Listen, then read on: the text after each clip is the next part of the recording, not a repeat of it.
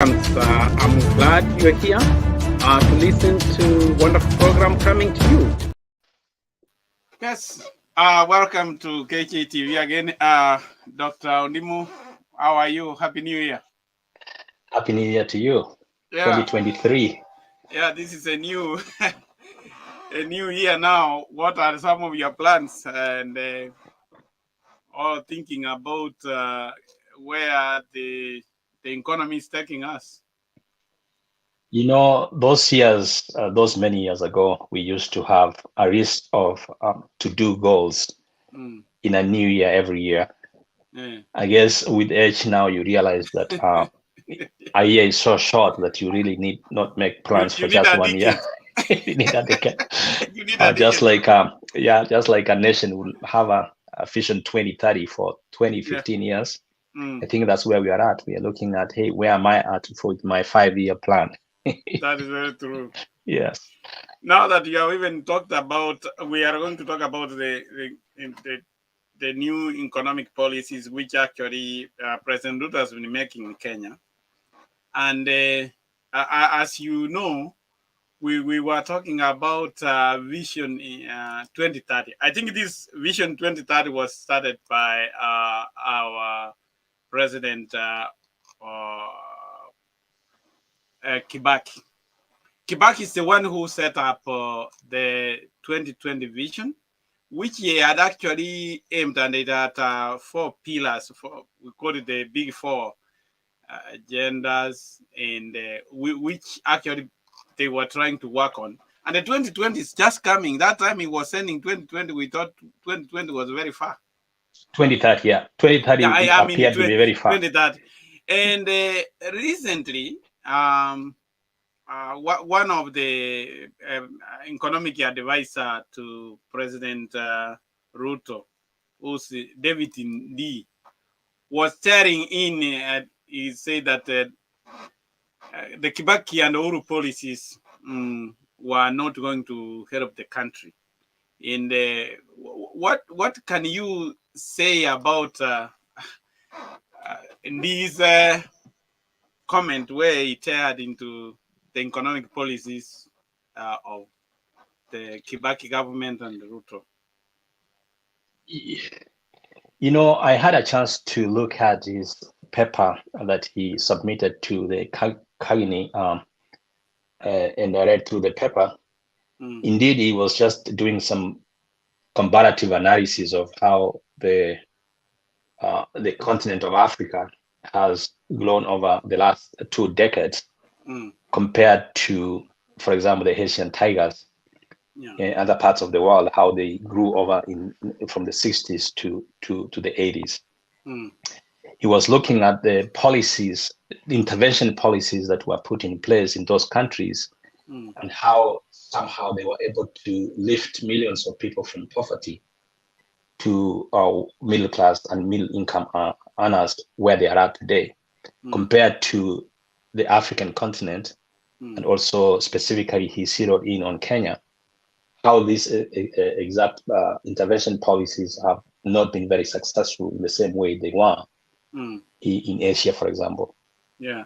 Whereas he was tearing into those, he was actually comparing apples and oranges, if you will.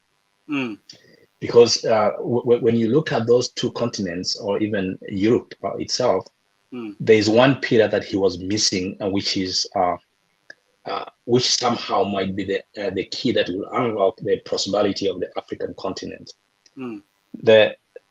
The one thing that he missed out was when policies are formulated and put in place, there is one key ingredient that really will make those policies successful or not successful, and that is implementation. Implementation is successful or not successful depending on the culture in which these policies are actually being implemented. Okay. And a culture is not something that you create in one day, 1 month, or 1 year. A culture is something that has been created over time by leadership of a specific nation that will really unleash, if you will, the ingenuity of the people. Okay. He zeroed in on Kenya, for example, and he said the big 4, for example, where they put in so much effort in infrastructure, has not really borne any fruits. I'll beg to disagree with him. The success that we have seen over the last 20 years, because I believe the 2020 Vision 2030 was put in place 20 years ago, in the year 2002. If you look back to where we were at the time and where Kenya is today, you'll see, even though we have not been to where we want to be, the strides we have made can really be pointed back to the policies, intervention policies that were put in place at the time. Okay. Yeah. So, per se, the person who was writing about tearing into the policies, I think he missed the point. When I read the original paper, it is well balanced. I mean, Ndiii indeed really is a well balanced paper there. I'm happy that you came into that conclusion, because even me, I thought the topic was misleading. But you know, journalists, they have that what they want to put a hook so that you can read. Probably you have to put it in any way. There was many people could have missed the point. Absolutely. But Absolutely. I think it was a hook that he really didn't tear into it. But given what you have talked about, when you compared with the Asian tigers, and you have talked about implementation. What are some of you can give examples of the Asian tigers, how they implemented the policies? You know, if to give it the context, since 1960, for example, the largest, most populous continent, that's Asia, grew at a rate of between 5 and 6% annual growth for 3 decades continuously. And I'm talking about the big four, where Japan is one of those, Korea is one of those, China is one of those, and Malaysia as well. Philippines was supposed to be one of them, but it was only growing at 2% at the time. So there was, if you really want to compare oranges and oranges, we perhaps want to compare what happened in those big four and compared with Philippines, which was supposed to be growing at the same rate, but never did for some reason. The focus at the time, which is what Kibaki did at the very beginning of his administration, was education, building the human and manpower, which is really the ingredient that is needed to develop any nation, which was never there from the beginning, from the 60s and 70s. There was limited skills, and there was no institutions that were developing these skills for our nation. That was one of the ingredients that really missed, because we had everything we needed except for manpower. And Kibaki, from the beginning of his administration, expanded education to an extent that you no longer hear people flying to India for higher education anymore. In fact, people are coming from other African countries to study in Kenya. To study in Kenya. If you call Kibaki a failure, then we need to look at some of those small little things that he did that has actually expanded education in Kenya, that we are exporting manpower to other countries. So I would beg to disagree that the infrastructure that he put in place, especially the education infrastructure, is, although we need to work on quality, of course, but it's been very successful. But how about like roads? I think it was there is an importance of a country having roads and railways, which I think which spilled over to the Uhuru administration, and where they have built like the SGR, and generally we can talk that the road network in Kenya is relatively good in most of parts of the country. What economic impact? It may not bring the money immediately, but how would we benefit from those roads? Yeah, and here is what I'll tell you. When I read his paper, I noticed that he was comparing the infrastructure on, especially the railways network and the road network, compared to the Indonesia, for example, on Vietnam, which have a lower network, infrastructural network than Kenya, compared when you are ranking them. Yeah. But they are more economically prosperous than we are. But if you look at exactly where we were 20 years ago and how clogged we were. And I think we're getting there now because more people are actually driving on the roads than before. Yeah. I want to remind those people who perhaps don't remember what happened 20 years ago. You'll take 5 hours to drive a stretch of 150 kilometers from Nairobi to Nakuru, 5 hours. And by the time you get to Nakuru, your car will have broken down not once, not twice, several times that you had to repair your tires. That was impossible. The rate President Moi himself will take forever from Nairobi to his home in Kaparak. So for anybody to say that we have not made any progress, I think that's very ingenuous, in my opinion. Thank you. Ben, you joined us late. How are you? We can't hear you, Ben. Oh, Ben, you are muted. Yeah, I'm sorry I came late. But I've been listening very carefully what Dr. is talking about, and it's making a lot of sense. Yeah, I can only comment about what Kibaki did briefly. He had on what Dr. has just said elaborately. I mean, he has just talked everything that I was talking about. I wanted to talk about. He did micro business. He empowered them in terms of he funded them, a small business.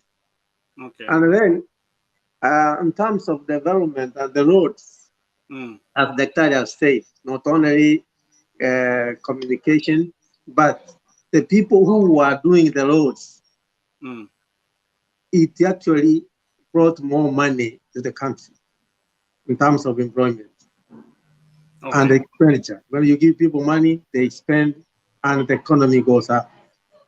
Now, the idea that with the new economic policy, as you know, one of the things he removed the subsidies. Ruto has removed the subsidies, and they are said instead of giving at the end the subsidies, he wants to give farmers subsidies so that the cost of food will become lower. What can you say about that? Exactly. You know, when you study the history of government intervention, especially the policy of subsidies, you will discover that subsidies can be really spread out from the origin to the consumer itself. Even in developed economies, subsidies are not only given to the farmers, for example, where Ruto is focusing on. For example, he's now saying he's going to give subsidies for affordability of fertilizer, for example, for the affordability of the seeds, and on and on and on. Yes, you can only so much you can produce, and if there are people who are not able to buy and afford the produce, then the produce is as good as nothing to them. So subsidies must be spread across the board, where even the consumers are able to afford. Even in the United States, we have subsidies. You and I know that the government of the United States has given what we call WINK, where people who are not able to afford really are given what we call food stamps. And there are millions. You know, there are over 40 million people who actually depend on food stamps. That's the government giving them subsidy to afford food for consuming for their daily life. And also, we know that there is a Farm Act, a Congressional Farm Act, which subsidizes farmers in the United States. It's almost permanent. So it's very ingenious for him, and he knows it, that the hustler population that he rode on their back to State House, telling them that no, subsidies are not making sense. They're consuming 300 billion Kenya shillings annually. Yes, of course. They are going to consume that, because what is the government there for? To protect, feed its people, give security. Where does he want to take all that money to? Only farmers, honestly? Okay. Ben, what do you have to say about subsidies? I will compare him with Kibaki, if you allow me, because Kibaki, his strength was economic. Ruto, his strength is farming, is agriculture. So the way he's approaching that wrong term, we will have more food in Kenya. Let us give him a benefit of doubt. Okay. That's what I can comment about it because. Yeah. In the new year, this is what Ruto said. Ruto made a decision to get rid of oil, maize flour, and electricity subsidies, saying the move will set a strong foundation for the country's economic takeoff. Yeah. He said every month the country would save 25 billion, which was used to subsidize the cost of the 3 items that we are going to make money. But which means the cost of electricity is going to be expensive now. It's going to be more, which means the households are going to pay more in electricity. They are going to pay more in maize flour and the other commodities. So, as a doctor asked, what is he going to use the 3 billion is going to save a year for? If really saving 25 billion a month, which could have been in the pocket of the people, what kind of economic is that? Prosperity or what? Ben, what do you say about that?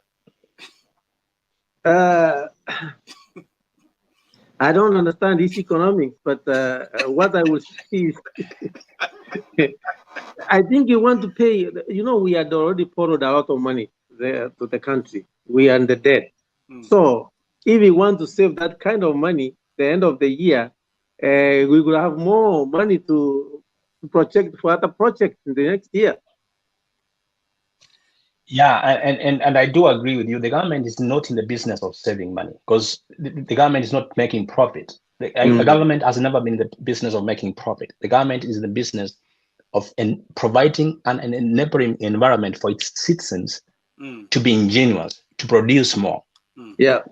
So that's the essence of the government. Provide security, provide an enabling environment where people can provide and use their energy and innovativeness to produce more. So in this case, when he says he's going to save 350 or 300 billion Kenya shillings, yes, that's good, and pay all down our debt. Yes, that's good.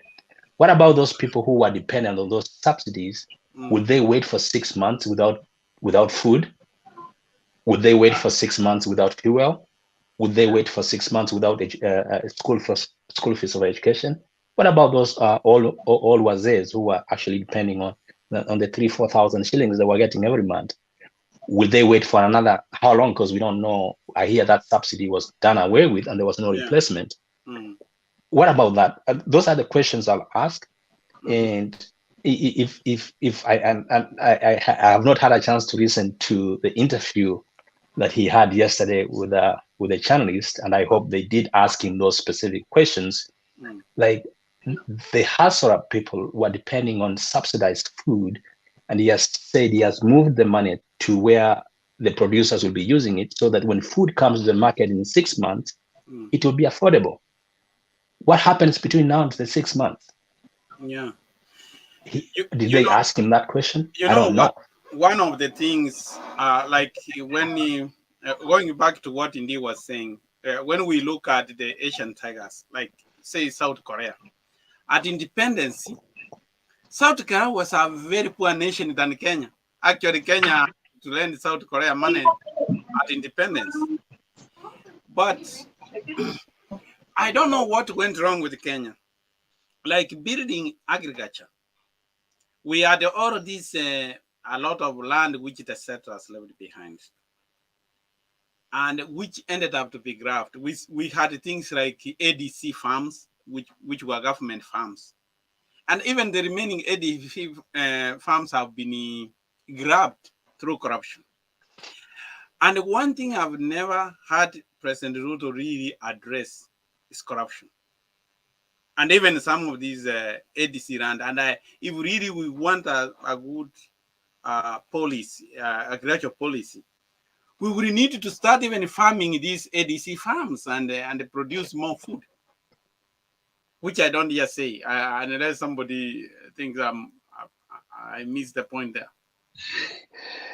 Yeah, the question of corruption would never hasn't anyway up to date.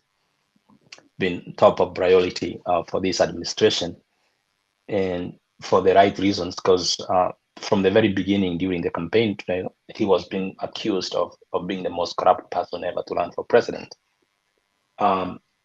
He may not focus on that more. He wants to prove that it wasn't corruption really that is making Kenya to be where we are at. It's something else. It's policy and implementation of policy. So he's taking us to a trajectory where he's coming in with a new economic approach, where he's doing away with the subsidies at the consumer level and pushing that to the production level, which in my opinion is okay, but you have to balance the two. Because production, when the cost of production is so high, the end product is going to be very expensive, because the cost is shifted to the consumer who may not afford, and therefore it will be useless to produce for people who can't afford. So if I were advising Ruto from the economic sense, I would advise him not to really remove all subsidies from the consumer perspective. He should balance those. He should instead work hard to see how he can reduce the cost of production without giving them subsidies. For example, the problem of production in Kenya, if you will, and I know of a person who was actually registering a company to start business in Kenya not so long ago. It took not 1 week, it took not 1 month, it took several weeks, actually 2.5 months, to even register that company to start a business. The cost of registering a company itself is not emotionally draining. It's actually very expensive. You start paying taxes right before you even register a company. Taxes, I mean, you're bribing here and there to get these rises. You're bribing here and there to get your company name. I mean, it's very painful. Those are the taxes I'm talking about.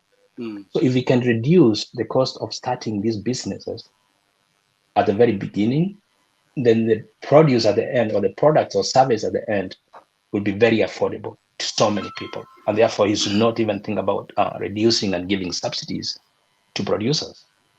Yeah. That's a good point you have said about actually Kenya profile.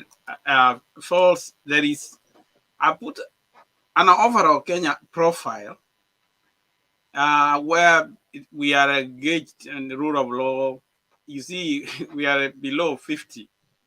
So even the regulatory of doing business in Kenya, actually doing business in Kenya is you can see business freedom is only 56%. Monetary freedom is a little bit higher, which means Kenya is not very friendly when it comes to doing business. Absolutely. And that is one of the areas which needs to be addressed, because what investors need, you saw with the new administration when it was coming in, investors were leaving Kenya. There was capital flight. Why? There is perception, matters. Perception. And I think if Ruto could be more talking, assuring people, like addressing corruption. Right now, from IMF, he has been given a condition. If they are going to give him a loan, he would have to allow that all the accounts of senior government officials and the judges and the other things, they would have to be exposed for IMF to see how they are moving money around. It's a condition is given. What does that show? That they don't have trust in Kenya with handling money. That's what the chinks is. Yeah, and where there's lack of trust, people go slow. And when people go slow, production reduces. And therefore, the GDP, which we are hoping that will be expanding, will be slinking instead. And therefore, there will be less jobs, there will be less production, and then more people will sink into poverty compared to where they want. And if there was a measure that people can do now, it's over 100 days since he took over. If you asked like a cross-section of Kenyans and asked them, are they better off today than they were 100 days ago? A majority of them will say, no, life is more expensive. Like they did, I think I was reading a newspaper there. They said 52% said, no, life is imperishable. They said life is imperishable. And that's just 52%. Yeah. And 20% said it's not good. So if you combine those two, that's 70% of Kenyans saying, no, it's impossible. It's becoming impossible. And it is not moving quickly and fast enough, especially in the side of the cost of living. I don't know. I don't know whether we are heading to what happened in Algeria 12 years ago. Yeah. Where people would say, the only way I have that is, as you say, we don't know how he's thinking about reducing the cost of living, the basic needs. They are still going up. We don't have food. We don't have no jobs. And he keeps on talking about the projects. He talked about CONSA project. And he's talking about networking and the cables and the whatever. How is he going to get this life better for Kenyans? That's the only worry I have.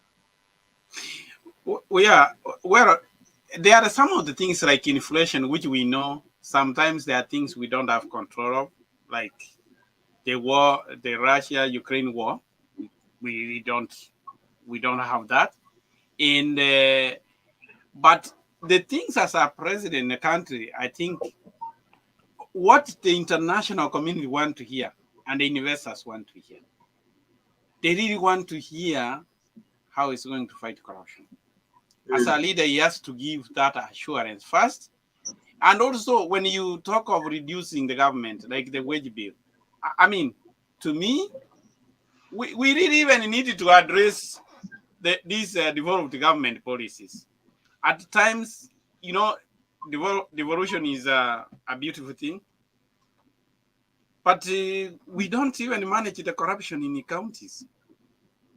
And it seems that most of the people in the counties go scot-free. We are not addressing to cut those expenses. And if we can assure the nation and the international community, it will be a good thing, because like even that agriculture, he has not addressed agriculture. For example, this is what the performance of key agricultural products in Kenya. You can see maize production, we are negative. That we don't produce enough even to feed our people. Coffee production has gone down. Horticulture, which used to be a rock bed in Kenya, has gone down. So how would you address those key areas? Because in really production of the crops which used to benefit Kenya, we are not doing very well. And I believe he knows. Ruto, by the way, is one of the smartest of the Ruto the fifth, compared to all the four other previous presidents. If you compare him with his level of knowledge, he understands what is causing, for example, the negative production of maize. Yeah. He knows, because he was at one time a minister for agriculture, and he knows what caused the production of maize to drop to where it is today. So he not that he doesn't know, he knows that. And the first, to your point there, where you said he needs to reassure the international community about his approach to corruption, there is only one way he can do it. Actually, two, if you will. One is enforcement of the current laws, and two is to ensure that those loopholes that exist in terms of law, he produces and goes to parliament, which he actually currently controls, because his party is the majority in parliament, to bring legislation into parliament, to force through those legislation policies, and ensure that, hey, we are actually doing these to ensure that there's less and less and less corruption. I know it's hard to kill all of it, but to reduce it to levels where it's completely acceptable for the international community to start doing business with Kenya again. So yeah, take an example. Okay, go on. Take an example. I was going to say, like, take an example of the most recent cases where they were dropped, corruption cases, almost all of them. Yeah. So that's a negative perception, and you rightly say that perception is a reality. Exactly, perception matters. It matters a lot. So if he's not going to do something, then I think we are going to slide into more and more of capital flight from Kenya. Yeah, like maize production. We cannot buy maize when we can produce maize. Some countries, like China, they have assured the way they give subsidy is that they have assured a guaranteed price for farmers for doing maize farming.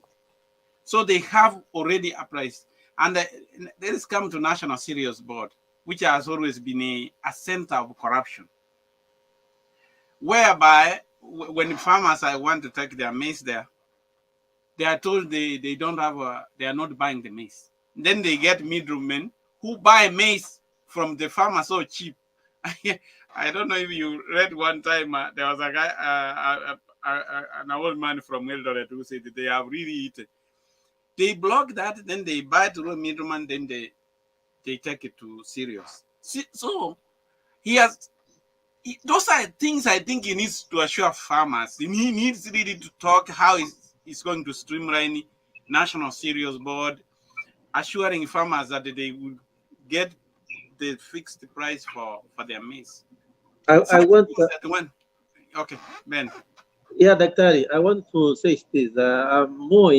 Moi did a very wonderful job in terms of cereal and production in Rift Valley, because Rift Valley is one of the highest produce of maize. Western Issue, named them. And even when he was campaigning, he was vice president. I remember one of the ministers stood where he was and he said, Moi, Ruto, you are the one killing our production, because the local produce of Rift Valley, they depend on maize. So Ruto will not be forgiven if he make a mistake. Yeah, but do we have any policies in place? Don't you think those are some of the things he needs to address right now? Absolutely. I think he needs to address that issue of at least assuring the minimum, the lowest that the farmers can get from as acreage or whatever produce they get. And number two, and most importantly, even if they really guarantee that, like you said, there are mercenaries who are middlemen who actually even go across the border and buy maize at very cheap prices and deliver it to National Cereal Board, and they say it's from Kitare, when actually it's from across the border. And like I said, actually our president is very smart. He knows who those people are. He knows them because he worked in that ministry. At one time, himself was accused, and around the time he was accused about the maize and maize scandal, we have never recovered from that scandal, really. But I think then he should be the best person now that he's leading the helm. He knows all the routes and the loopholes they are doing. And we would want to benefit from his experience on that. And you know, on the hindsight, for those who really never liked the gentleman, like my friend there, Penn mentioned, let's give him the benefit of the doubt. He's going to prove us wrong. He's going to be one of the best presidents Kenya will ever have in terms of stealing the loopholes of corruption, in terms of getting us back to where we are supposed to be. Remember, he's young, energetic, smart, and very hands-on. I think he would be hands-on more than Moi was, because Moi was a hands-on guy. But this guy is going to be hands-on more than Moi was. And with his smartness and accurate rhetoric, he's going to be very, very good. I'm not saying hopefully. I'm saying hopefully. I'm not in the good. That's true. There is an observation I see when I look at his team, more especially the economic advisory, like where we have like David Ndiii. I mean, David Ndiii is a smart person, but you know sometimes you cannot say on a theoretical. You know, you can remain on theory. If I can borrow from Uhuru Kenyatta, as much as he was, I would see he had a group of businessmen. Those people who were running corporations and doing business, and he was getting the wisdom from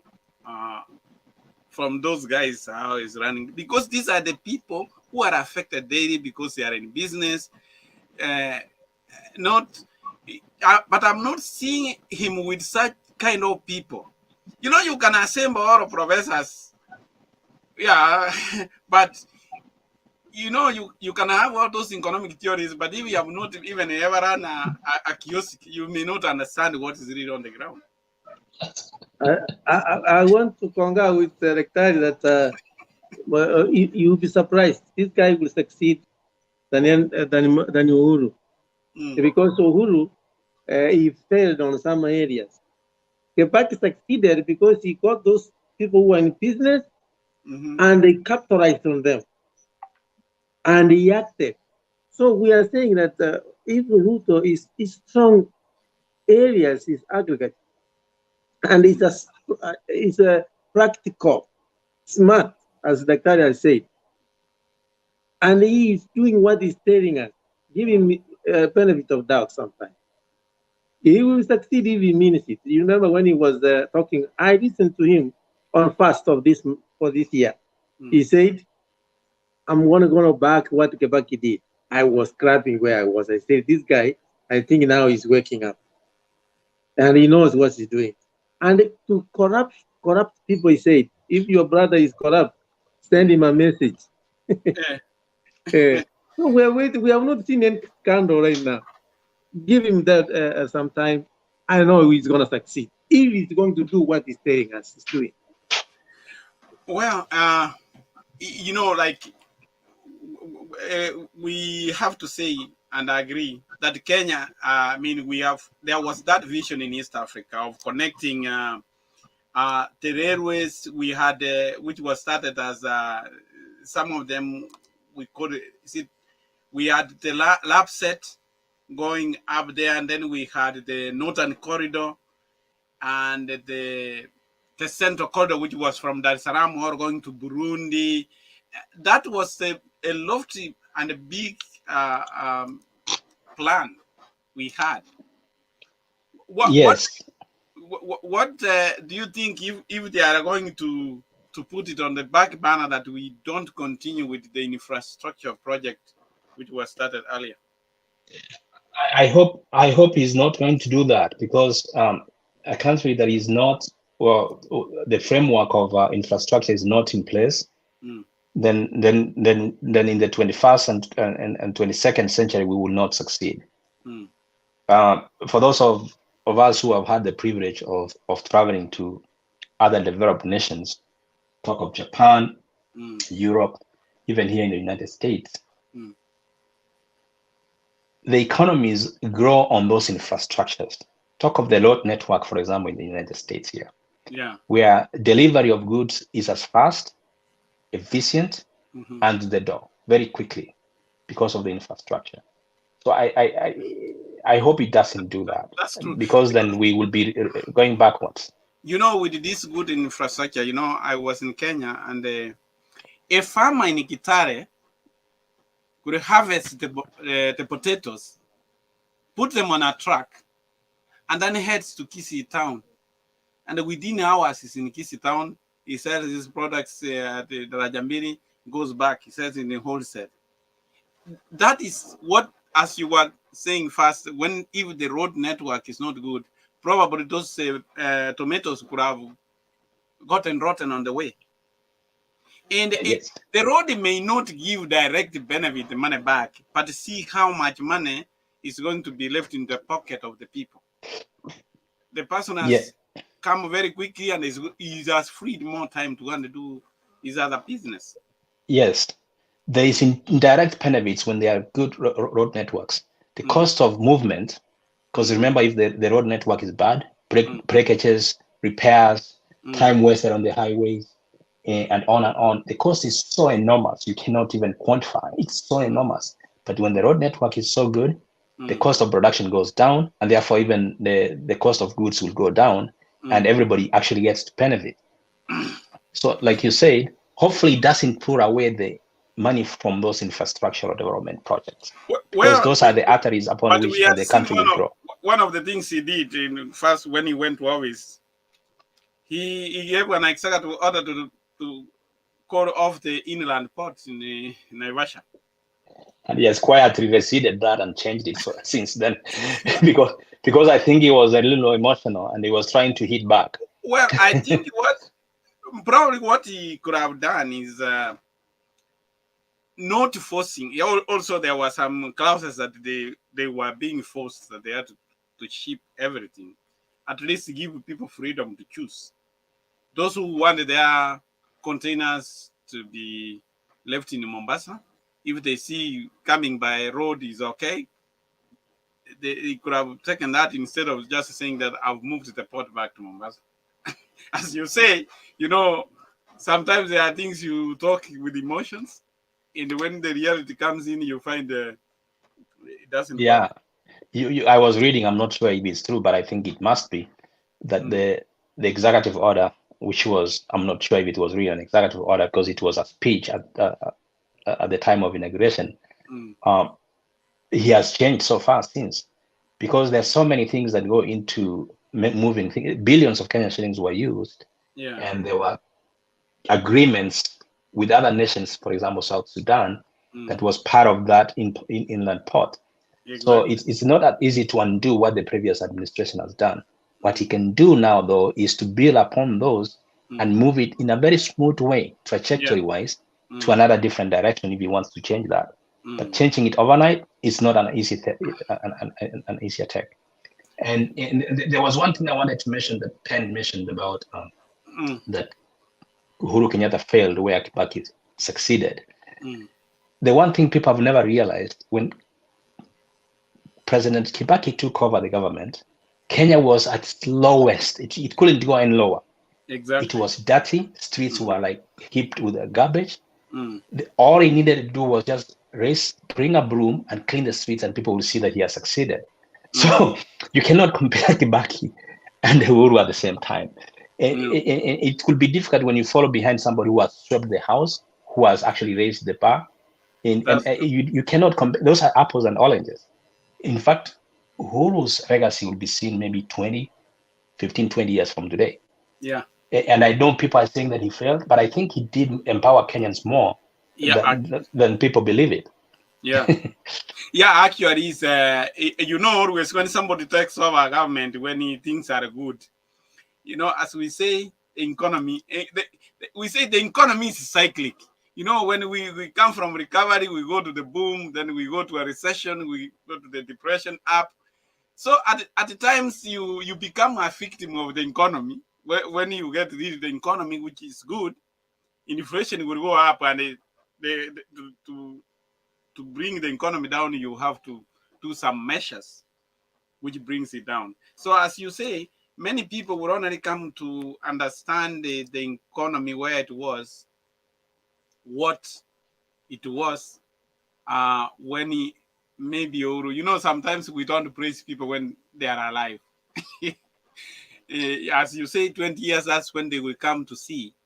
And but it is good that they continue with the infrastructure project. Although they may not do it, but like now, a continuation from Naivasha to Malaba, I think it should continue. Yes, especially if you look at the road network. Recently, I was in Kenya, and it took me 3 hours to get from Nakuru to Nairobi, not because of anything, but because the road is so narrow and you cannot overtake, and there are so many vehicles on that road. It was built in 1963. It has never expanded. It's the same way, 50 years down the road. Yeah. So I think if we have a dual carriage, for example, it will reduce the amount of time people spend on the road. Yeah. It will reduce even accidents that we see all the time. And people actually warn me that be careful if you are driving on Friday back to Nairobi. You have to leave very early in the morning. Otherwise, you are going to sleep on the highway. Yeah, because of the jam. Actually, if there should be a priority, should give is a Nairobi-Nakuru road. That road needs to be a dual carriage. Because as many people are now discouraged not to go there.